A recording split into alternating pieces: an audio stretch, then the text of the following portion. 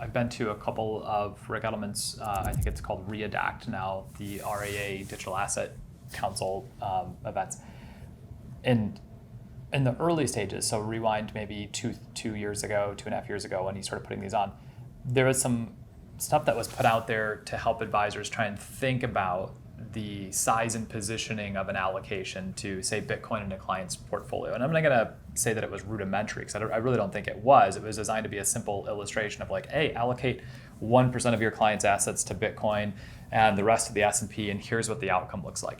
So my question is this: with cryptos being, and let's just pick on Bitcoin specifically, because I think it'll be easier as a proxy, with Bitcoin still being relatively new as an asset class and relatively new from more of an institutional investment perspective, how should I, as the advisor, be thinking about sizing and positioning in a client's portfolio, right?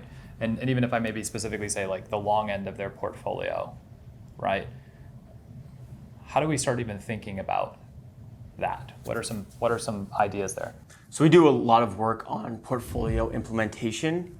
Kind of starts with, where am I taking this out of first, right? Yeah. Is this in the alternative bucket? Is it in the equities bucket? Is it in the fixed income bucket? We see a lot of people take it actually from equities. Yep. Some that are more heavily focused on alts, they'll take it out of the alts bucket.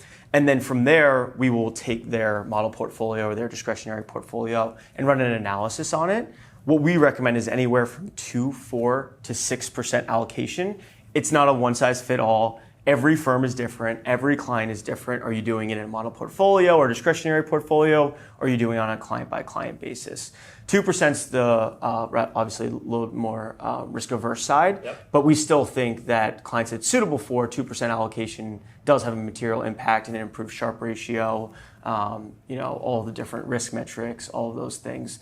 4%, I think, is where we see the most advisors that are allocating. That's what they choose because it's a little bit more conservative from the 6%, but has the max benefits from a Sharpe ratio perspective. Mm. It only increases the standard deviation, which is the risk of the portfolio, by 60 basis points. So it's a 4% allocation. This is obviously a very volatile asset class, but when we talk to our clients, and that's why I love our advisors and clients so much, is that they're not looking to just do a trade and hold for 12 to 18 months. This is something they want to allocate to for the next 5 to 10 years. So we have no one that's liquidating the account when there's volatility from 64K to 30K to 52 to 42. This is a long-term investment, and we can get into where we think it's going, but that's where we're seeing that. And then the 6% is, I would say, for the more risk-tolerant investors, younger investors, or higher net worth investors that really understand this investment in this asset class.